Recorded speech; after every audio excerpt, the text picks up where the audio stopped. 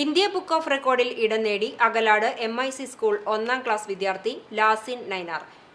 Extra grasping power kid വിഭാഗത്തിലാണ് ഈ മികച്ച നേട്ടം കൈവരിച്ചത്.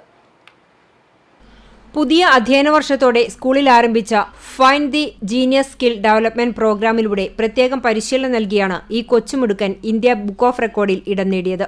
സ്കൂളിലെ വിദ്യാർത്ഥികളുടെ കഴിവുകൾ കണ്ടെത്തി കൂടുതൽ പരിശീലനം നൽകി പരിപോഷിപ്പിക്കുകയും ലോക നിലവാരമുള്ള അംഗീകാരങ്ങളിലേക്ക് എത്തിക്കുക എന്ന പദ്ധതിയുടെ തുടക്കമാണ് ഇതെന്നും ഇനിയും ഇത്തരം നേട്ടങ്ങളിലേക്ക് സ്കൂൾ വിദ്യാർത്ഥികളെ എത്തിക്കാനുള്ള ശ്രമങ്ങൾ തുടരുമെന്നും പ്രിൻസിപ്പാൾ മുഹമ്മദ് മഹ്റൂഫ് വാഫി പറഞ്ഞു.